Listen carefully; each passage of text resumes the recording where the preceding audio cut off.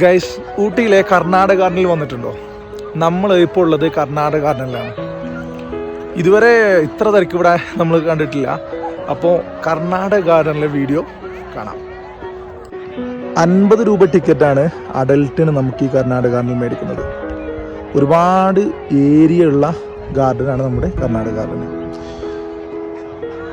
ഊട്ടിയിൽ ഇതുപോലെ തന്നെ ബൊട്ടാണിക്കൽ ഗാർഡൻ ഉണ്ട്. അതെല്ലാവർക്കും അറിയുന്ന, എല്ലാവരും പോയി കണ്ടിരിക്കുന്നൊരു സ്ഥലമാണ്.